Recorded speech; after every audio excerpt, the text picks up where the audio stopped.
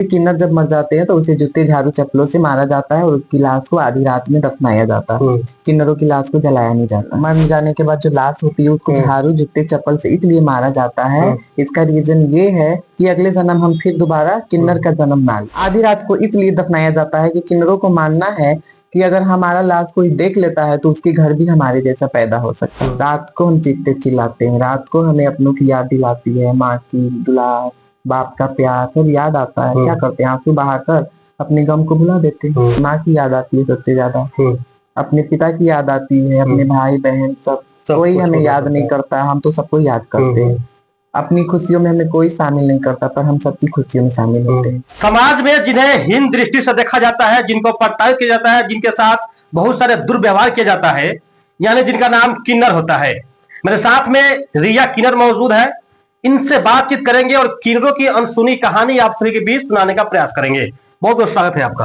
आपका भी स्वागत है। क्या नाम है आपका? रिया रानी मेरा नाम। रिया रानी, क्या है आप? मैं एक किन्नर हूँ। किन्नर है। किन्नर के दो टाइप्स होते हैं। हाँ, दो टाइप्स होते हैं, फीमेल मेल। आप कौन से किन्नर है? फीमेल। फीमेल है। अच्छा रिया जी, हम जानना चाहेंगे कि आपको कब पता चला कि आप किन्नर है? बचपन से, जब से होश संभाला तो पता तो चल ही जाता है ना, अपना शरीर के बारे में किसे नहीं पता चलेगा। बहुत से लोग होते हैं कहीं ना कहीं आगे चल के शौक से भी किन्नर बन जाते हैं, कुछ लोग जन्मजात होते हैं। तो आप किस प्रकार के किन्नर हैं? जन्मजात सारे किन्नर होते हैं। आपने पूछा ना दो टाइप के होते हैं, तो जन्मजात तो मेल भी होता है, फीमेल होता है। तो जो मेल होता है वो ट्रांस कर लेता है फीमेल में, और जो फीमेल होती है वो फीमेल की तरह ही जिंदगी जीती है, शादी करती है, घर भी बसाती है। आप लोग भी शादी करते हैं क्या? हाँ। आप लोग शादी करते हैं? जी। तो फिर किन्नर के साथ लोग कौन शादी करने में तैयार होंगे? इसी समाज के लोग, जो हमें धुकारता है वही अपनाता भी है। अभी बदल भी रहा है, समाज सब कुछ बदल रहा है, चेंज हो रहा है। यानी अब किन्नर भी शादी करते हैं। जी। फिर बात होती है शादी के बाद बच्चे पैदा करना, कहीं कहीं अपने वंशज को बढ़ाना, तो ये कैसे हो पाता है? ये तो एक औरत भी जो बच्चे नहीं दे पाती है वो भी अडॉप्ट करती है। तो वैसे हम लोग भी बच्चे को गोद ले सकते हैं। बच्चे को गोद ले सकते हैं। अनाथ से बच्चे को पाल सकते हैं, अनाथ आश्रम से लेकर, या फिर कहीं ना कहीं से बच्चा अगर चाहे तो मिल ही जाता है। यानी आपने कहा कि आपको बचपन में पता चल गया था कि आप किन्नर है, तो आपने पढ़ाई लिखाई किया कि नहीं? जी, मैंने पढ़ाई लिखाई की। कहाँ पे पढ़े हैं आप? मेरा इंटर पास तो ग्रेजुएशन कंप्लीट नहीं कर सका। ग्रेजुएशन नहीं कर पाए, क्यों? ग्रेजुएशन करते वक्त मैं फैमिली आउट हो गई, कोई सपोर्ट नहीं था, तो फिर मेरा पढ़ाई यहाँ से स्टॉप हो गया। फैमिली इनको सपोर्ट नहीं कर रहे थे? पहले फैमिली सपोर्ट कर रही थी क्या? नहीं, मेरा कभी कोई स्वीकार नहीं किया। तो फिर खुद से आपने इंटरमीडिएट की पढ़ाई करी है, उसके बाद फिर ग्रेजुएशन? मैं जो भी हूँ, जितना भी पढ़ाई किया, मैं अपने बदौलत की हूँ। ना मेरा फैमिली ना दुनिया वाला किसी ने कोई हेल्प नहीं किया। अच्छा, बहुत सारे किन्नरों का फैमिली जो है सपोर्ट नहीं करता है, उसे एक्सेप्ट नहीं करता, उसे छोड़ देता है। तो क्या आपके साथ भी ऐसा हुआ? हमारे साथ भी वही हुआ है। लगभग 8-10 साल से मैं फैमिली आउट हूँ। तब मेरा एज बहुत कम था। फिर मैं दर दर भटकी, जब जो अपनों ने मुझे त्याग दिया, फिर मुझे किन्नर समाज ने अपनाया, और वहां से फिर मेरी जिंदगी की दूसरी जिंदगी शुरुआत हुई। पढ़ाई लिखाई स्टॉप कर दिया वहीं पे? पढ़ाई तो स्टॉप हो गई, पर आगे फिर दोबारा बहुत कोशिश की रिक्रिएट करने की, बट हो नहीं पाया। परमानेंटली जो है पढ़ाई अब छोड़ चुके हैं? हाँ, ग्रेजुएशन आधा अधूरा करके छोड़ दिया है? हाँ, मेरी दुनिया भी यही है, किन्नरों वाली, और इससे ही मैं अपनी गुजर बसर करती हूँ। किन्नरों के बारे में बहुत सारी कहानियां आपने सुना है, पढ़ा भी है कि किन्नर ऐसे मर जाते हैं, क्या कुछ होता है, या फिर किन्नर के कोई दाह संस्कार में नहीं जा पाता है। क्या कुछ कहानी बताना चाहेंगे आप? हाँ, कहानी यही है कि जब किन्नर मर जाते हैं तो अलग अलग देश राज्य की अलग अलग परंपरा है। तो यहाँ का तो पता नहीं मुझे, बट मैं सूरत में रहती हूँ, वहाँ बिलोंग करती हूँ। तो वहाँ पे किन्नर जब मर जाते हैं तो उसे जूते झाड़ू चप्पलों से मारा जाता है और उसकी लाश को आधी रात में दफनाया जाता है। किन्नरों की लाश को जलाया नहीं जाता है। जलाया नहीं जाता है। यानी जब अब किन्नर हो जाती है, अगर डेथ हो जाती है, तो किन्नरों को मारा पीटा जाता है। हाँ, उसके मर जाने के बाद जो लाश होती है उसको झाड़ू जूते चप्पल से इसलिए मारा जाता है, इसका रीजन ये है कि अगले जन्म हम फिर दोबारा किन्नर का जन्म ना ले। हमारा किन्नरों का ये मानना है, और उसके नियम रस्मों से दफनाया जाता है आधी रात को। अच्छा, आप लोग कौन मारता है? किन्नर समाज के लोग मारते हैं कि गांव वाले फिर कोई और आके मारता है? नहीं, हमारी जब हमारे दफनाया जाता है किन्नरों को, तो हमारे गांव के कोई सदस्य इन्वॉल्व नहीं होते हैं। हमारी बस किन्नर समाज के ही लोग रहते हैं। पीटता कौन है? किन्नर समाज की जो हमारे हिजरे होते हैं, गुरु भाई ये सब जो है, हमें वही दफनाएंगे ना अपने जो। पीटा जाता है, ये कंफर्म है। देखिए, ये किन्नर है, उनकी कहानी कुछ इस कदर होती है कि जब इन लोगों की मौत हो जाती है तो मौत के बाद आप सभी को पीटा जाता है।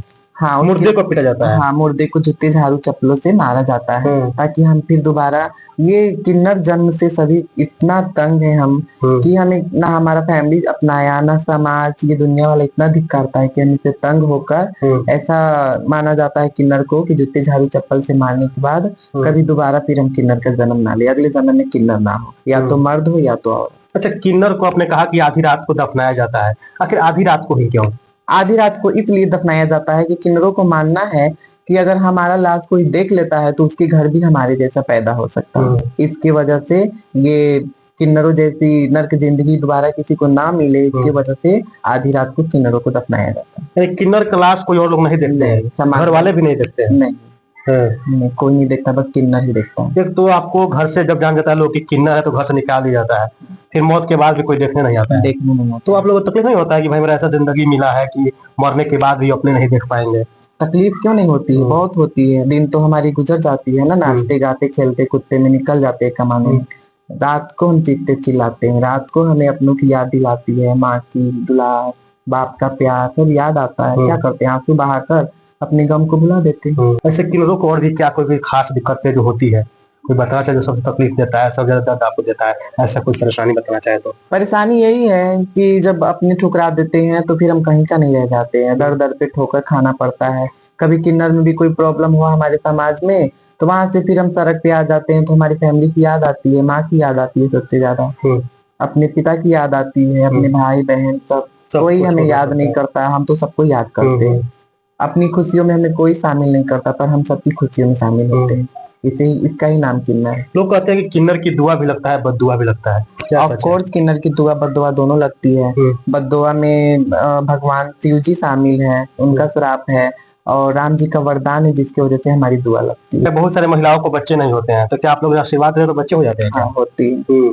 जिस महिला को भी बच्चा नहीं होता है हमारी तरफ से, वो भी जिसे बांझ बोला जाता है, हमारी दुआ आशीर्वाद से उनके घर में भी किलकारी गुजरने लगती है और उनके घर भी बच्चे पैदा होते हैं। अच्छा रिया जी, आपने आज तक कभी किसी को बद्दुआ दिया है कि नहीं? बद्दुआ दिया है बट किसी को दिल से नहीं दिया है। बद्दुआ देना क्या है, बद्दुआ तो दिल से निकलती है ना। जब कोई हमें सताएगा रुलाएगा तो जो दिल रोती है तो उसे ही बद्दुआ कहते हैं। ऐसे मुंह से बोल देने से बद्दुआ थोड़ी होता है, दिल रो जाता है तब कुछ होता है ऐसा।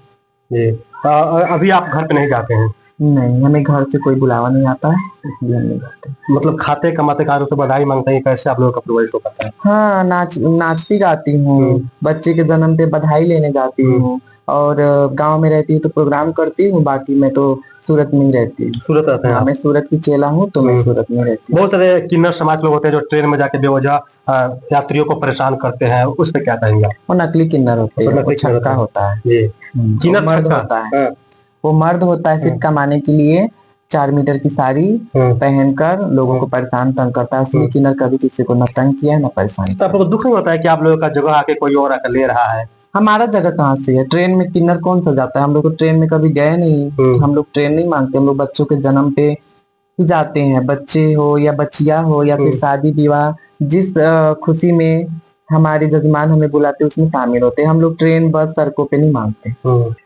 मैं यही बोलना चाहूंगी दर्शकों को कि कभी किसी किन्नर को आप लोग तंग ना करें, उससे 2 लफ्ज प्यार की बातें करें। ना जाने अनजाने में अगर किन्नर की जुबान से कुछ निकल जाती है तो इसकी सजा बहुत भारी होती है। इसलिए मैं हाथ जोड़ के सबसे निवेदन करती हूँ कि किन्नर का इज्जत करे और उन्हें समाज में दर्जा दे। चलिए, बाकी मेरे साथ रिया रानी थी जो किन्नर है, इनसे हमने बातचीत किया, इनकी अनसुनी कहानी को आप सबके बीच बताने का प्रयास किया। तमाम वीडियो देखने के बाद आप तमाम श्रोताओं का क्या राय है, अपनी राय और प्रतिक्रिया को कमेंट बॉक्स में बता दीजिएगा। बाकी आप सभी, आपका अपना चैनल नीडर न्यूज देख रहे थे, बहुत बहुत धन्यवाद।